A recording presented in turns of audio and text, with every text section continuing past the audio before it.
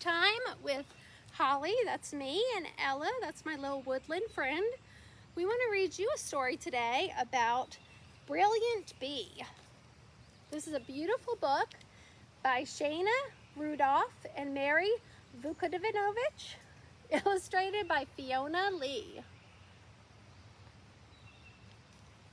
You ready to join us? Let's find out all about Bea.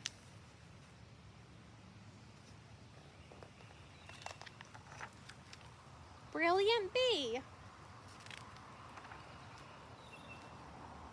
I'm gonna put on my glasses. Do any of you wear glasses to help you read? Me too. They say your imagination can take you anywhere. I remember when mine didn't let me leave the classroom. Bea looks kind of frustrated, doesn't she? Do you ever feel frustrated? Like time isn't moving at all? You're just sitting there forever and ever and ever? While the rest of the kids in room 11 were lined up for recess, I was stuck, finishing my work again. Ugh. I was stucker than stuck. Stuck in Stucksville. Population 1. Just me. Mom always said I have a way with words. Dad always said I'm a real word slinger. My little brother Charlie always said I'm the greatest storyteller on earth.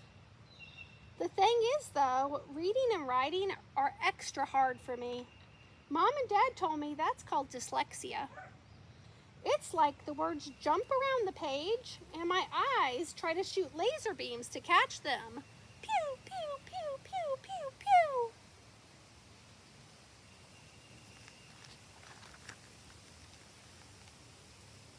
Every day at school, I was the last one done with my work. The daydreamer staring out the window. La la la la. And the one Miss Bloom had to use up all of her patience on. Ugh. I would usually try to tell her a real doozy of a story to get her off topic. It didn't make me very popular with the other kids. Do you think Bea is feeling a little bit different or left out? Whenever I had to read out loud in class, I just wanted to melt in my chair like a popsicle on a hot day. Sometimes I just want to disappear if I make a mistake or fall. And you're just like, oh no, don't look at me. Do you ever feel that way? Ella, have you ever felt embarrassed? Me too. If it was Hidden Ham Surprise Day in the cafeteria, I could sometimes fool Miss Bloom that I needed to see Nurse Leo. If I did have to read, it sounded like I was reading in slow motion. And fast forward at the same time. Writing wasn't much better. It's like my pencil wouldn't write what my brain was thinking.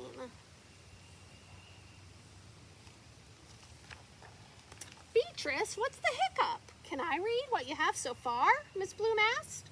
I nodded. She looked at the words I had on the page. I won't let dulling bring me down. What is dulling? Miss Bloom asked. Bullying, not dulling, I pronounced. In her most kind way, Miss Bloom said, I think you figured it out with your brilliant brain, Beatrice. Bullying is dull. Do you know what brilliant means? Miss Bloom asked. It means super smart, I answered in a super smart way. It means bright and radiant, Beatrice. That's the opposite of dull. Do you think that made Beatrice feel sad or proud?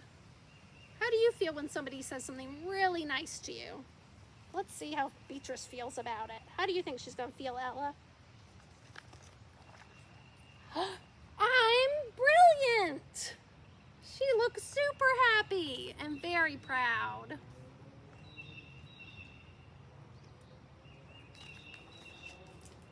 The next day, Miss Bloom kept me after school. My heart hopscotched its way to her desk. She opened her drawer and pulled out some sort of ancient device. Ella, do you know what that is? Oh, I remember now. This is for you to tell your stories to. It's a tape recorder. Push this button here, and away you go. Oh, thanks, Miss Bloom. I will take good care of it. Sitting alone at recess was not a new activity for me, but this time I pushed the red button, cleared the frogs from my throat, and let the words flow. It all began one ordinary day, and in the end, 3 misfits knew they had experienced something extraordinary. Why are you talking to yourself? And what is the weird thing around your neck, Beatrice? Asked Rudy. Normally, I would shrivel up and just wish him to go away, but not today. It records all my stories, I said snappily.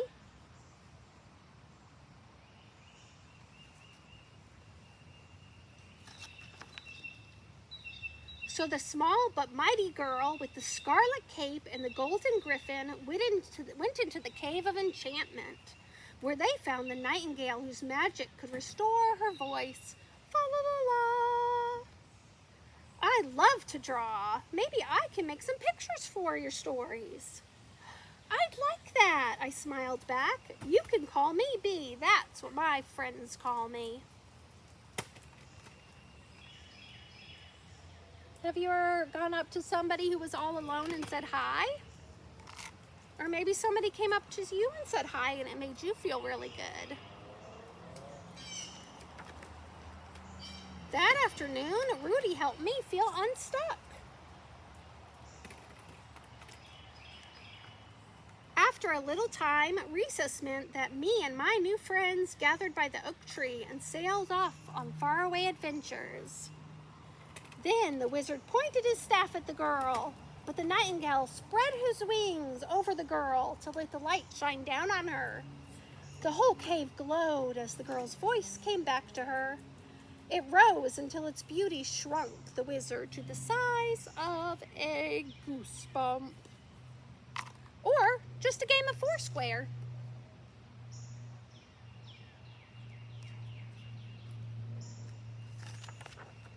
Learning differently wasn't something to be afraid of anymore either. My best friend and I created a comic book that the class loved so much, Miss Bloom made copies for everyone to take home. That would make me feel really special. I love sharing my work with people. And someday you'll become who you were meant to be. How Brilliant Bea Found Her Shine by Beatrice. What do you want to be when you grow up? It looks like Beatrice became a writer when she grew up. Ella, what do you want to be when you grow up? That sounds like a great adventure. Well, that's the end of our story. That was Brilliant Bea, and I hope you'll join us again. Thanks.